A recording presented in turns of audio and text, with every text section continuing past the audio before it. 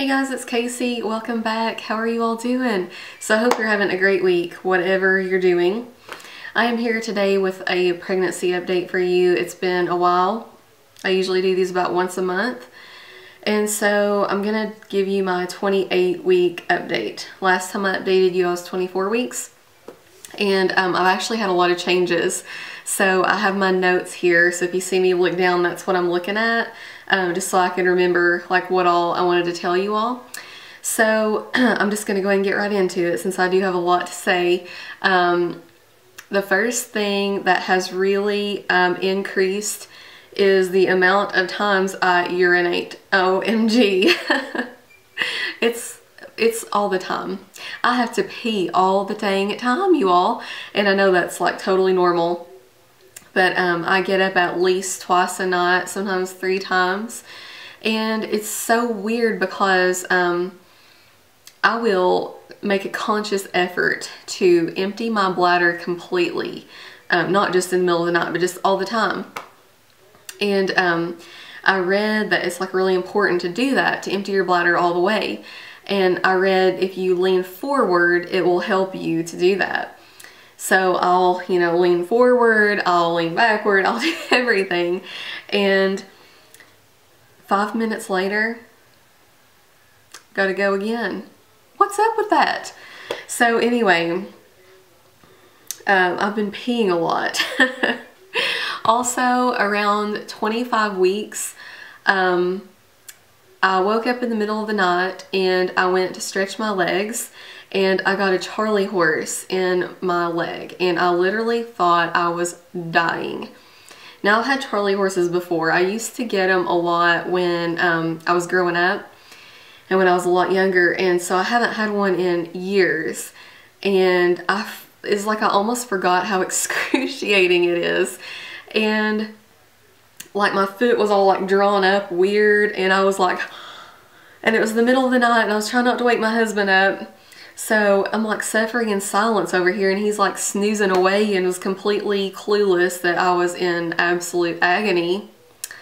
And my calf muscle was actually sore for 2 days after that. And I finally had to get him to like rub my calf muscle, and that did help a lot. But that was not very fun.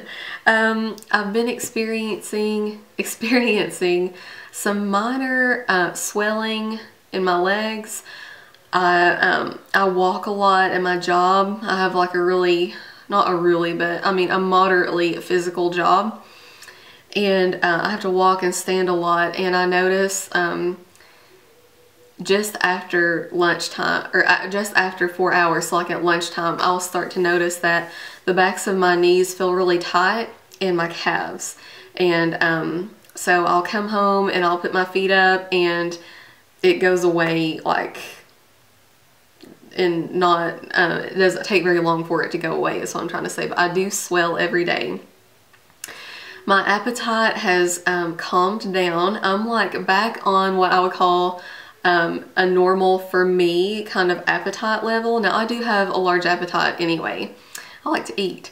And but I'm more, back to where I always have been. Instead of just being absolutely ravenous all the time, I'm kind of like, I've come back down to a normal level.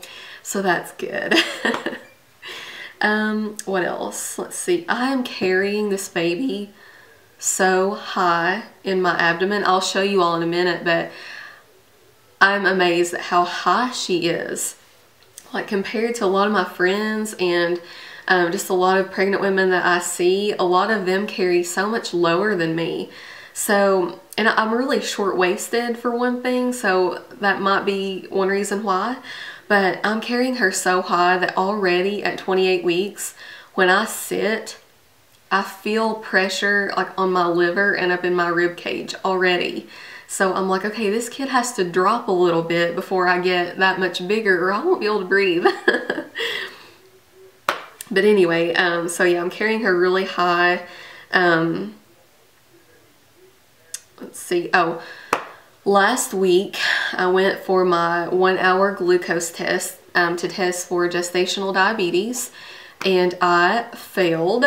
I failed by 5 points, so now I have to do the 3-hour test, and I'm gonna do that Monday. So fingers crossed that I do not have gestational diabetes. I just don't feel like I do. Like, I think that I'm gonna pass it. I know a lot of people who failed the 1 hour and then they go on to pass the 3-hour. Maybe I do have it. Heaven forbid. I hope not, 'cause I don't want any complications. I mean, obviously. But so I'm gonna go for the really fun 3-hour test on Monday.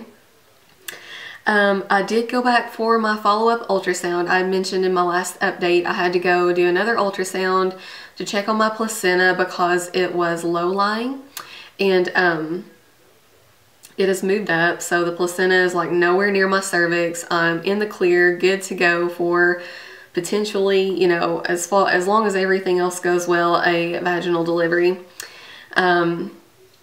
We got some 4D pictures of her. They're so cute. I posted one on Instagram, so if you follow me on there, you may have seen it. If you don't follow me, I'll have my link in the info bar, because I do post, you know, some things every now and then in between my updates. So if you would like to see that, you can follow me on there. But let me go get my 4D pictures. I meant to bring them in here and I'll show them to you. Okay, so here is one picture of her, and I just think she has the cutest little nose. And I swear I think it looks like she has my husband's lips right there. Like, that looks just like his bottom lip. It's so crazy. And then we have this one.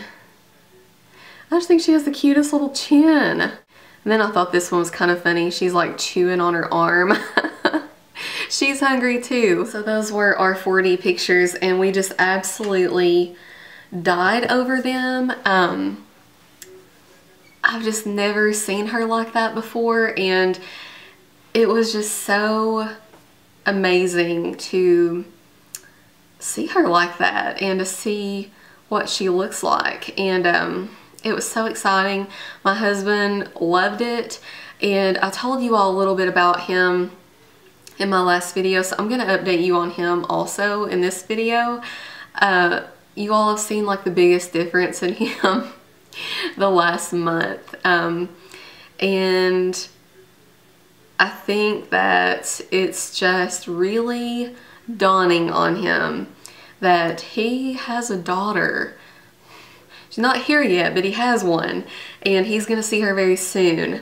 And I think he is a lot more emotionally attached to her than he has been able. Like, I feel like he's more able to actually picture her and picture how life is gonna be.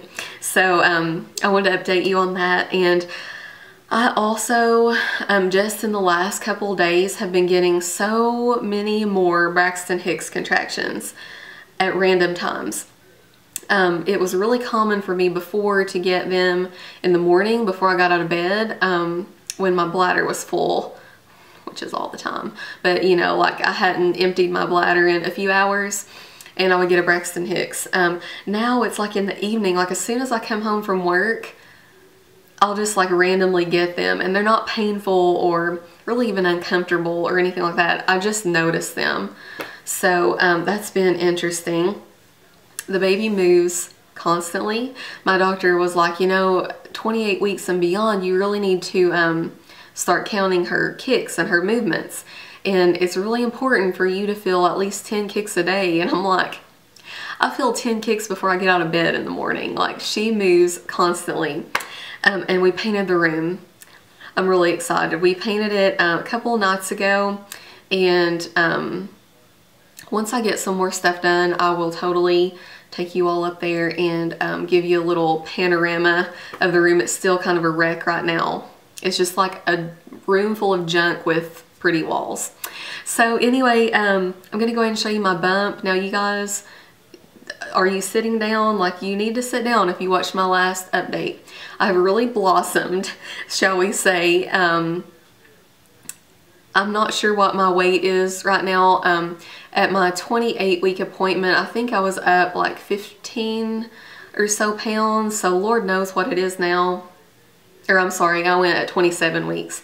So a whole like almost week and a half has went by. I'm almost 29 weeks now. I've blossomed. So let me just show you all. And ignore my PJ pants. You know I always wear those. Yeah, ignore my PJ pants. This shirt is like so short on me. It used to be really long. I don't know why I just grabbed my butt there, sorry. But this is my bump at almost 29 weeks. I'm 28 weeks and a few days. And I feel really different. Definitely moving a lot different these days. So you see how high she is though? Like, I mean, this is, you know, my rib cage up here. Thank you guys so much for watching. I really hope you enjoy these updates. Let me know if you do. And I think that is about it for this time. So I'll see you guys probably around 32 weeks. And keep your fingers crossed for me that I pass my 3-hour glucose test. Look in the info bar. I'll have all my links down there for you if you want to come and follow me on Instagram and Twitter. I hope you guys are doing great, and I love you, and I'll see you next time. Bye.